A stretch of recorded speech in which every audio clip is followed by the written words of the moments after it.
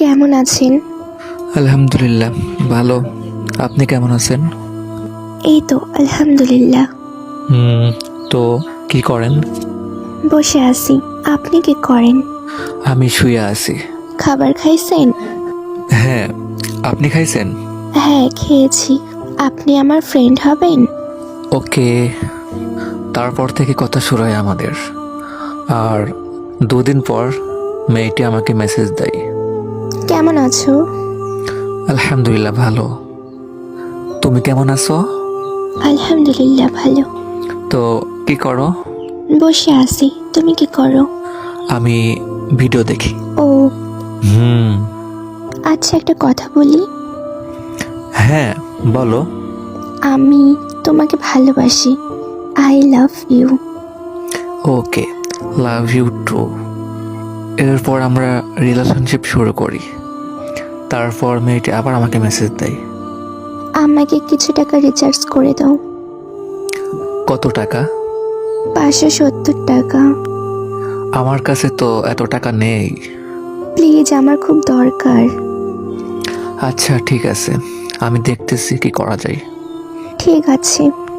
তারপর আমি আমার এক ফ্রেন্ডের থেকে 570 টাকা ধার করে আমি ওর ফোন রিচার্জ করে দেই।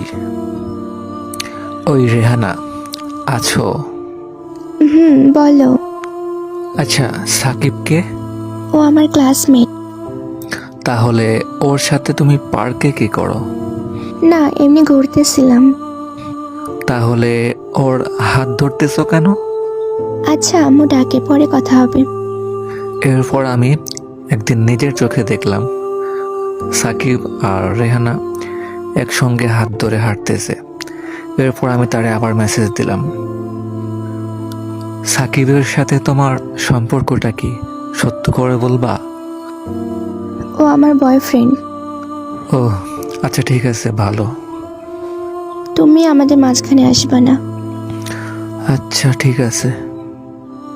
এরপর টানা 3 মাস আমাদের মধ্যে কোনো কথা হয় নাই। 3 মাস পর মেয়েটি আমাকে আবারও মেসেজ দেয়। কেমন আছো? আলহামদুলিল্লাহ ভালোই। তুমি কেমন আছো? আলহামদুলিল্লাহ। সাকিব কেমন আছে? ওর কথা বলো না। কেন, কি হয়েছে? ও আমাকে ঠকাইছে। তুমি আমাকে মাফ করে দাও। আমাকে আগের মতো ভালোবাসো। আমি আর এরকম করব না। আমাকে একটা সুযোগ দাও। আচ্ছা। তার পরের দিন আমি আবারও মেয়েটিকে মেসেজ দিই, ওই রেহানা, আসো? বলো। কি করো? বসে আছি। তুমি কি করো? শুয়ে আছি। আচ্ছা থাকো, পরে কথা হবে। এইভাবে আমাদের আরও 2 মাস রিলেশনশিপ চলে। তারপর 2 মাস পর আবার মেয়েটা আমাকে ইগনোর করা শুরু করে। আচ্ছা, তোমার সমস্যাটা কি? আমারে ইগনোর করো কেন? আমি এখন ব্যস্ত থাকি। তুমি এমন কি কাজ করো শুনি যে এত বিজি থাকো? তোমাকে এত কিছু বলবো কেন? আমারে বলবা না তো কারে বলবা শুনি? আমার ভালো লাগছে না। তোমার সাথে কথা বলতে আমার ভালো লাগে না। এরপর লাস্টবারের মতো মেয়েটা আমাকে ব্লক করে দেয়। তারপর থেকে আজও আমার তার সাথে কোনো কন্ট্যাক্ট হয় নাই, কোনো কথা হয় নাই। আর এটা ছিল আমার এক ফলোয়ার্সের জীবন কাহিনী। সো যদি আপনাদের কাছে এমন কোনো স্টোরি থাকে নিজের লাইফে ঘটে যাওয়া, আমাদের সাথে শেয়ার করতে পারেন আমাদের ইনবক্সে। যাদের স্টোরিটা আমার কাছে ভালো লাগবে, আমি নিজের ভয়েসে আপনার স্টোরিটি বলার ট্রাই করব। আর যদি এমন চান যে আপনি নিজের ভয়েসে স্টোরি ছাড়বেন আমার পেজে, তা বলতে পারেন, ভাই আমি নিজের স্টোরি নিজের ভয়েসে বলতে চাই, তাহলে আমি ডুয়েট করে দেবো, কোনো প্রবলেম নেই। তো আজকের ভিডিওটা এই পর্যন্তই। যদি স্টোরিটা একটুও ভালো লাগে তাহলে সবাই প্লিজ আমাদের এই ভিডিওটি বেশি বেশি শেয়ার করে দেবেন আর আমাদের পাশে থাকবেন। ইনশাল্লাহ ভালো কিছু দেওয়ার ট্রাই করব।